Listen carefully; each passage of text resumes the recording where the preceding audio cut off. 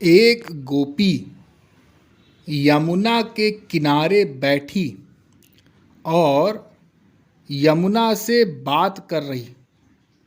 श्याम सुंदर के प्रेम में विभोर और उनके विरह से आतुर वह गोपी यमुना से कुछ इस प्रकार कह रही थी कि हे श्याम सलिले यमुने, तुम्हारा यह श्याम रंग जो है वो श्याम सुंदर से मिलता है। यह श्याम रंग तुमने कहाँ से पाया? हो सकता है कि श्याम सुंदर का चिंतन करते करते तुम भी श्यामा हो गई हो और ये लोल लहरियाँ तुम्हारे हृदय के उल्लास को प्रकट करती हैं। अवश्य ही श्याम सुंदर नटनागर यहीं कहीं समीप ही हैं, तभी तो तुम हर्ष विहल हो उठी हो। कहाँ हैं भला, बताओगी मुझे? उसे ऐसा प्रतीत हुआ जैसे यमुना प्रसन्न हो रही है, तो उसने ऐसा कहा कि हो सकता है कि श्याम सुंदर यहीं आसपास हो और तुम भी तो उनकी परम प्रिय सखी हो यमुना, तो इसलिए तुम उल्लासित हो रही हो। क्या कहूँ बहन, मेरा तो घर में जी लगता ही नहीं। जब से श्याम सुंदर के दर्शन हुए हैं तब से मेरी जैसे सांस ही घुट रही। कभी घर के बाहर निकलती हूँ श्याम सुंदर को देखने के लिए और कभी घर के भीतर चली जाती हूँ। कुछ खाना पीना कुछ अच्छा लगता ही नहीं है। जैसे तैसे काम निपटाकर और पानी भरने के बहाने यहाँ यमुना के किनारे आई हूँ एकांतवास करने, क्योंकि मुझे अब एकांतवास अच्छा लगता है बहुत अधिक। ये संसार वालों के साथ समय व्यतीत करना मुझे अच्छा नहीं लगता। मुझे तो अपने श्याम सुंदर के चिंतन में ही आनंद आता है। इसलिए मैं पानी भरने का बहाना लेकर के और गगरी लेकर के तुम्हारे निकट आ गई हूँ। आज सुबह से श्याम सुंदर के दर्शन हुए ही नहीं। समझाती हूँ मन को अपने बार बार कि हे अभागे, तूने ऐसे कौन से पुण्य कमाए हैं कि नित्य तू दर्शन पा ही लेगा। लेकिन ये समझता कहाँ है। यदि दर्शन हो भी जाए तो कहेगा एक बार और एक बार और। अरे श्याम सुंदर का दर्शन करके कौन दोबारा दर्शन करने की अभिलाषा नहीं करेगा भला। तो ये मन उनके प्रेम में पंग गया है, इसलिए बार बार उनके ही दर्शन की इच्छा अभिलाषा प्रकट करता रहता है। यदि दर्शन हो भी जाए तो फिर से ये मांगेगा, तो इसकी यह एक बार की इच्छा कभी पूरी नहीं होगी और ना ये मन मुझे चैन लेने देगा। तो सौभाग्यशालिनी तो तुम ही हो श्री यमुने कि श्याम सुंदर तुम्हारे बिना रह ही नहीं सकते। नित्य ही यहाँ पर आते रहते हैं, यहाँ वहाँ कहीं न कहीं तुम्हारे समीप ही क्रीड़ा करते रहते हैं। बहुत विलंब हो गया, मैया डांटेगी, पर तुम ही बताओ श्री यमुने, घड़ा तो भरा रखा है, इसे उठवाए कौन? अब गोपी को जाने की सुध हुई तो उसने इस प्रकार से बोलना प्रारंभ किया। यदि श्याम सुंदर होते तो मैंने सुना है कि वो तो प्रत्येक गोपियों के घड़े उठवा देते हैं, बहुत से उनके कार्य कर देते हैं। वे उठवा देते या फिर फोड़ ही देते। अरे कुछ तो करते। लेकिन ये तो जैसा का तैसा भरा रखा हुआ है, यहीं कहीं तुम्हारे तट पर होंगे। श्याम सुंदर के विषय में कह रही गोपी कि यहीं कहीं तुम्हारे ही तट पर विचरण कर रहे होंगे श्याम सुंदर। तुम ही कह दो उनसे कि मैं जल भरने आई हूँ, ये जरा घड़ा उठवा दें, इतनी कृपा कर दो हे देवी। परोपकार के लिए ही तो तुमने यह पायमय वपु धारण किया है, तो मुझे मेरे ऊपर भी कृपा करो। इतने में ही उस गोपी को तुलसी मिश्रित कमलगंध की सुगंध आई, तो उसने कहा कि यह तुलसी मिश्रित कमलगंध कहाँ से आई? क्या श्याम सुंदर तुम्हारे जल में स्नान कर रहे हैं? बताओ तो किस ओर हैं वे मन चोर? अरे किसी बहाने एक बार दर्शन हो जाए, कुछ क्षण तो नयन मन शीतल हो जाएंगे। दर्शन होने पर अभागी जीवा तो तालु मूल से चिपक ही जाती है। अरे मानो मुख में रहती ही नहीं। जब श्याम सुंदर के दर्शन होते हैं किसी गोपी को, तो श्याम सुंदर तो बोलते जाते हैं, लेकिन वो गोपी मौन रहती है। अरे मेरी ही बात कहाँ, बहुत से मेरी गोपियों की यही दशा है। यदि चंद्रावली जीजी न हो तो श्रवण प्यासे ही रह जाएं। अच्छा, मैं देखती हूँ चल करके कि यह गंध कहाँ से आ रही है। यह तन मन को अवश करने वाला यह किसका स्पर्श है। इतने में ठाकुर जी ने पीछे से आकर के उस गोपी की आंख मूंद ली। उस गोपी के हाथों में अपना कर कमल धर दिया। तो उसने पहचाना नहीं ठाकुर जी को और अपनी सखियों के नाम लेने लग गई। कह रहे कौन है भाई, विपुला है, चित्रा है, भद्रा है, सुमति है, कौन है, कला है, इंदु है। अरे बाबा छोड़ो, मैं अब तुमको नहीं पहचान पा रही, मैं हार गई, तुम जीती। इतने में श्याम सुंदर सामने आ गए। तो उसने कहा अरे कान्हजू आप, ठाकुर जू आप।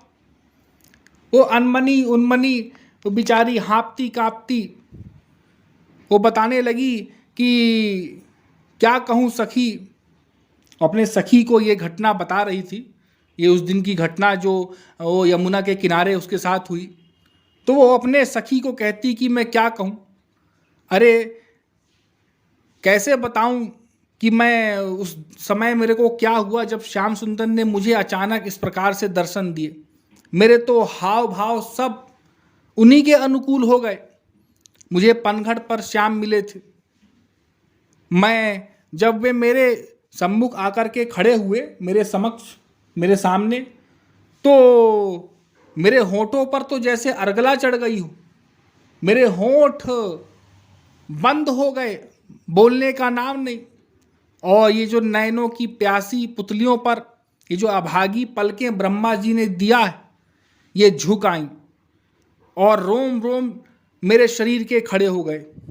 देह कंपित होने लगा। एक बार, केवल एक बार ही देख पाई मैंने वह भुवन मोहनी मुस्कान और वह चंचल चितवन श्याम सुंदर की। तभी मेरे पैरों ने सत्याग्रह करना प्रारंभ कर दिया और उन्होंने संभाल कर, ठाकुर जी ने स्वयं उस गोपी को एक शिला पर, एक पत्थर पर बैठा दिया और कहने लगे अरे क्यों री, घर में कोई टोकने वाला नहीं है क्या? मजे से भरी दोपहर में आकर बैठी है पनघट पर। कहने दे तेरी मैया को, सांझ को आकर कहूँगा कि तेरी लाली बावरी है बावरी, घाट पर बैठी यमुना जी से बातें कर रही थी। अरे बहन, मैं कैसे बतलाऊं उस समय की रसीली बात को। जब ठाकुर जी ने इस प्रकार से कहा तो मेरा तो रोम रोम उनके प्रेम में रंग गया। मैं तो अपनी सुध बुध सब खो बैठी और उनकी ही बातों को ध्यान से श्रवण करने लग गई कि ये क्या कह रहे हैं। मैं अभी जिनका जिनका चिंतन कर रही थी, जिसके लिए मैं इतना विरह से व्याकुल रहती हूँ, घर में बहाने करके और मैं पानी भरने आती हूँ, वही श्याम सुंदर मेरे समक्ष, मेरे सामने खड़े हैं और मुझसे बतिया रहे हैं, मुझसे वार्तालाप कर रहे हैं।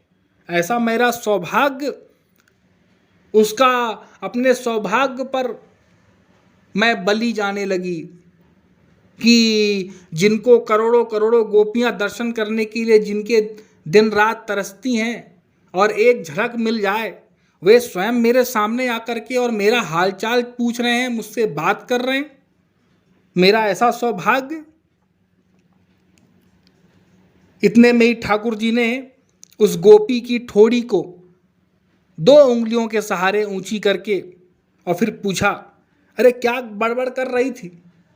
यहाँ यमुना के किनारे बैठ करके तू क्या बड़बड़ा रही थी? अरे तू कांप क्यों रही है? तेरे को जाड़ा लग रहा है या डर रही है? अच्छा बता, मैं तेरी मैया से कुछ नहीं कहूँगा। बता क्या कह रही थी यमुना जी से? बोल सही सही, नहीं तो मैं तेरा घड़ा फोड़ दूंगा। ठाकुर जी ने इस प्रकार से विनोद प्रारंभ किया गोपी से।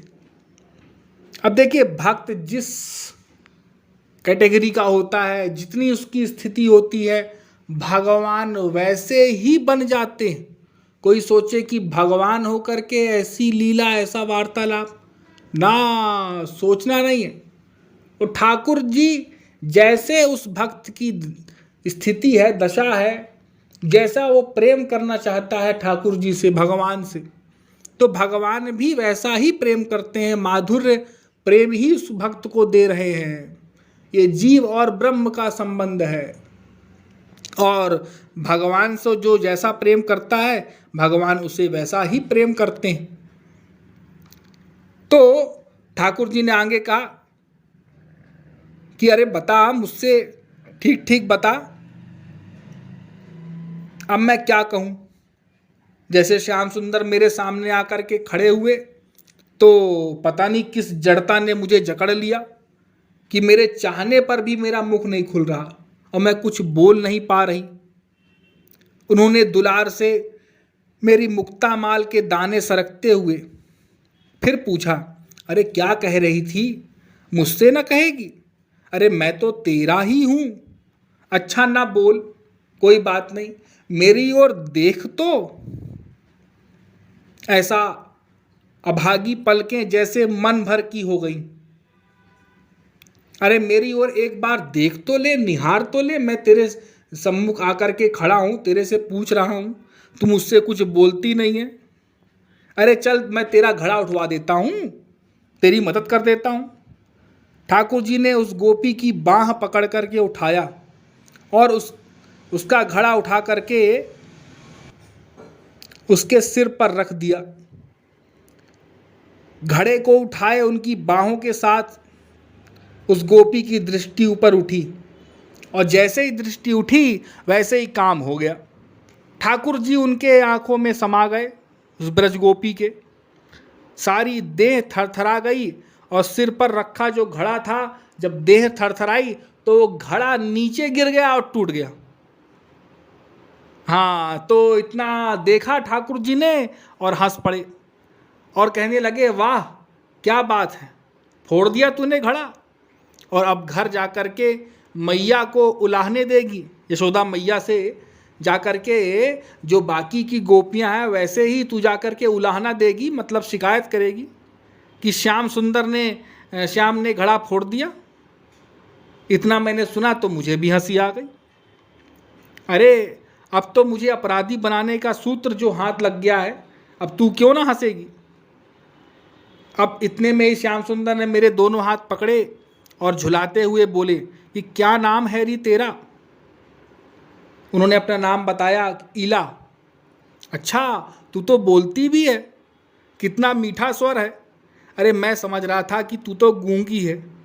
सुंदर सी मूरत गढ़कर जीव रखना भूल गए ब्रह्मा जी, मैं तो ऐसा ही समझ रहा था। अब प्रसन्नता के आवेग में वनमाली ने हाथ छोड़ और गोपी की चोटी पकड़ अपने चारों ओर घुमा दिया। सखियों,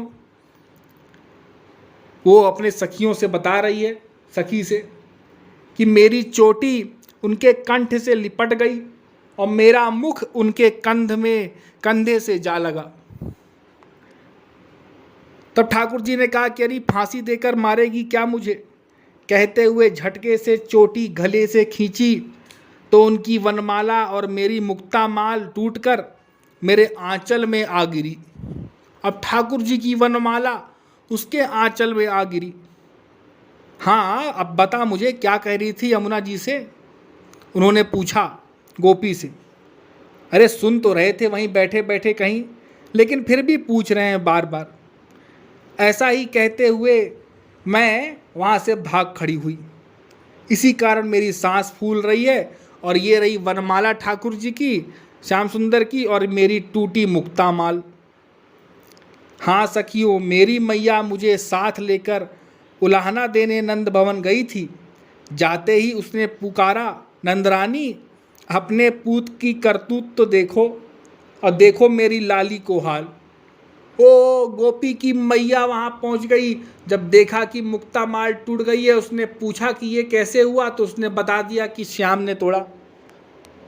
और जाकर के वो नंदरानी के महल में, ठाकुर जी के महल में पहुंच गई और यशोदा मैया से उल्हाने देने लगी कि देखो तुम्हारे नटखट श्याम सुंदर ने मेरी पुत्री का ये हाल किया है, मुक्ता माल तोड़ दिया।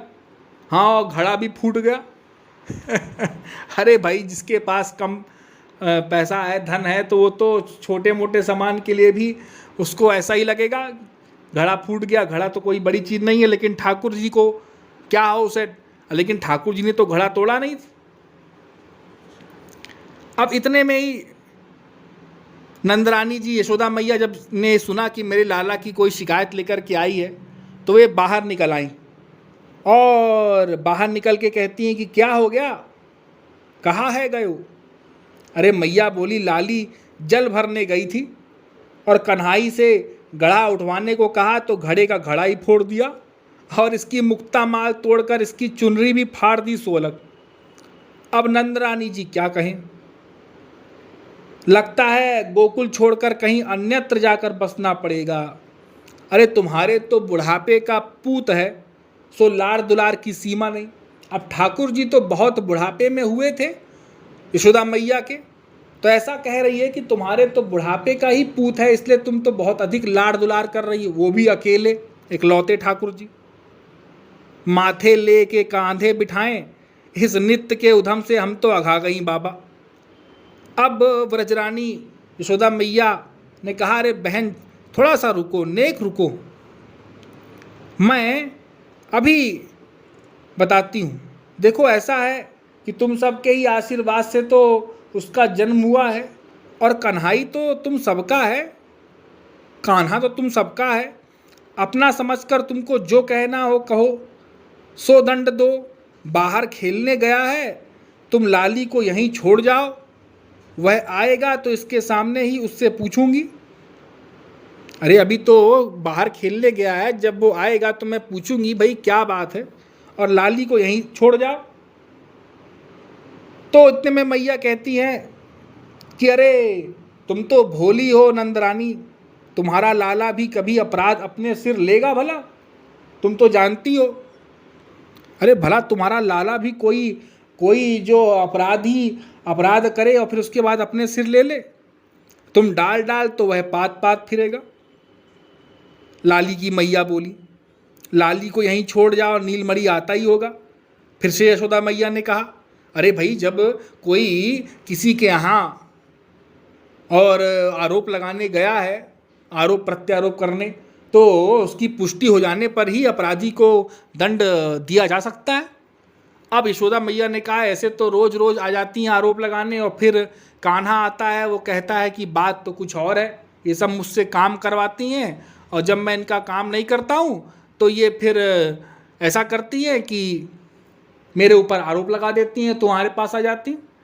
इसीलिए अपनी लाली को यहीं छोड़ जाओ, और ठाकुर जी अभी श्याम सुंदर आते ही होंगे, मैं आते ही उससे पूछूंगी कि भाई कहाँ बात है, क्या हो गया, और उससे जान करके पूछ करके ही मैं कोई निर्णय कर पाऊंगी। इतने में ही उनकी मैया को विदा करके और लाली को, इला को वहीं बैठा लिया मैया ने।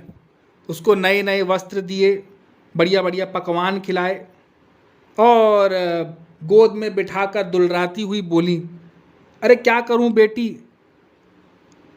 कान्हा तो बड़ा चंचल है, तुझे कहीं चोट तो नहीं लगी? आएगा तो आज अवश्य मारूंगी उसे। इतने में ही सखी भयभीत हो गई कि अरे उन्होंने तो कुछ किया ही नहीं है, ये तो अपने आप ही घड़ा फूट गया। वो तो घबरा गई, उसने तो मैया से अपनी जान छुड़ाने के लिए कान्हा का नाम ले लिया कि जब उसका नाम बदनाम है ही है तो मैं भी ले लेती हूँ, कम से कम मेरी जान तो छूट जाएगी। लेकिन जब कान्हा की पिटाई की बात आई तो अब गोपी का तो प्रेम अथाह है, उसने कहा कि नहीं ये बात तो सही नहीं है। वो भयभीत हो गई, अब चुप, अब वो कुछ बोल नहीं सकी। अब कहीं ऐसा ना हो कि मैया उसको फिर बांध दे और सांटी से पिटाई करे। तभी बाहर बालकों का कोलाहल सुनाई दिया और वह गोपी सिकुड़ते हुए सिमटते हुए वहीं बैठी रह गई। मैया ने पुकारा, ओ कन्हैया इधर आना। श्याम सुंदर दौड़ते हुए आए। उन्होंने कहा, हाँ मैया बता, क्या बात है, यह कौन बैठी है?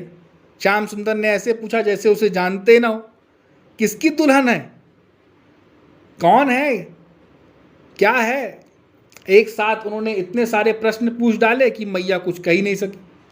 अब जब ये सब सुना उस गोपी ने, तो वो तो बेचारी लज्जा के मारे डूबने लग गई कि ये तो कैसे झूठे हैं, अभी अभी हमसे मिले हैं यमुना के किनारे और इतना सब कुछ हुआ, उसके बाद भी मुझे देखते अनजान सरीके बन गए और कहते हैं कौन है और किसकी दुल्हन है।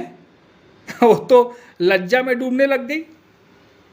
मैया ने ठाकुर जी से कहा कि अरे तूने आज इसका घड़ा क्यों फोड़ दिया और मुक्ता माल तोड़ करके चुनरी भी फाड़ दी, और अब पूछता है कि ये कौन है? अरे तेरे उधम और गोपियों के उल्हाने के मारे मैं तो आघा गई। ठाकुर जी कहते, नहीं मैया, मैं तो इसे जानता ही नहीं कि ये कौन है, तू ये क्या कह रही है? मैंने तो इसे कभी देखा ही नहीं, कभी नहीं देखा।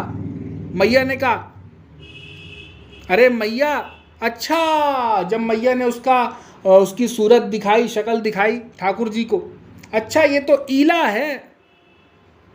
इतने में मैया के गले में लटक गए ठाकुर जी। उन्होंने कहा कि इसका तू नाम बदल दे। क्यों? मैया ने कहा, क्यों नाम बदल दूं? अरे ये पिलपिली सी इल्ली, इसका नाम बदल दे। ईला का क्या अर्थ है? ईला का अर्थ इल्ली नहीं, पृथ्वी होता है।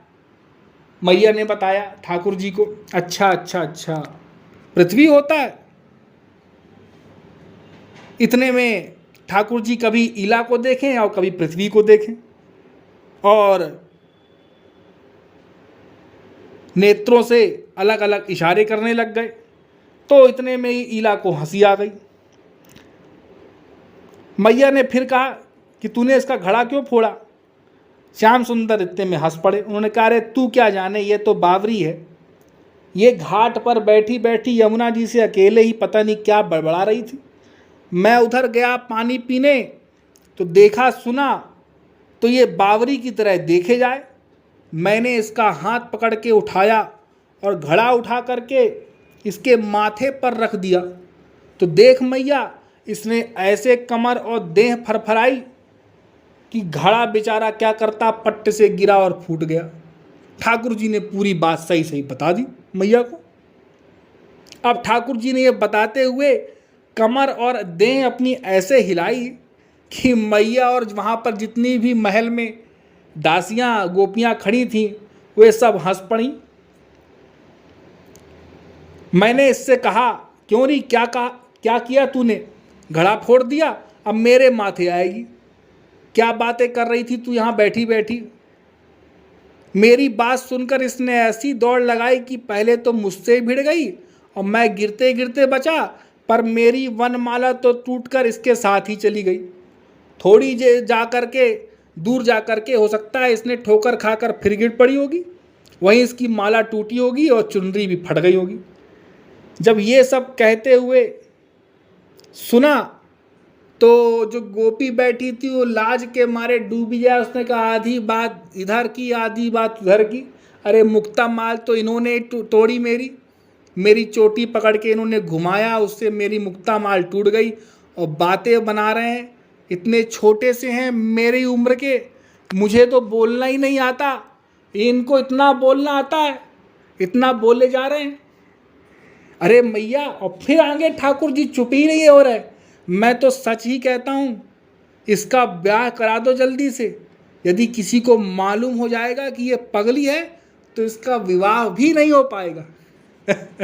इतना सुनना था कि वो बेचारी गोपी हंसते हंसते और हंसी नहीं रुकी है, वो दौड़ करके अपने घर की ओर भागी।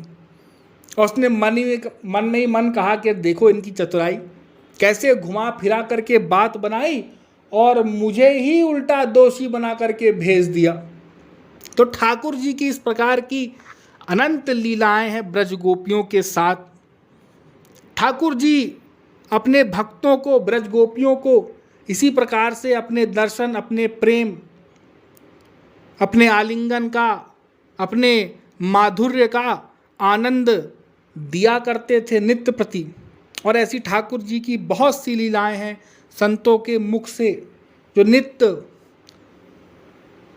संत लोग उसको गाते रहते हैं, हम लोग श्रवण करते रहते हैं। तो जो भी लीलाएं होंगी ठाकुर जी की और अधिक हम आपको बताएंगे।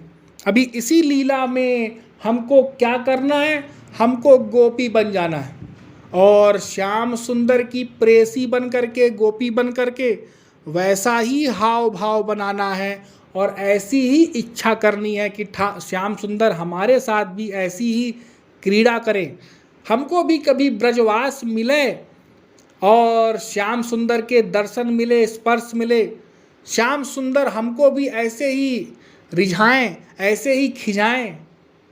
हाँ, दोनों बातें, रीझना और खींचना दोनों एक साथ, तभी तो आनंद है। और ब्रह्म जिसके साथ क्रीड़ा करे स्वयं मनुष्य रूप धारण करके, उसकी तो बात ही क्या। तो हमको ऐसे ही भाव अपने सत्संग में बनाना है। आज के लिए इतना ही। बोलिए वृंदावन बिहारी लाल की।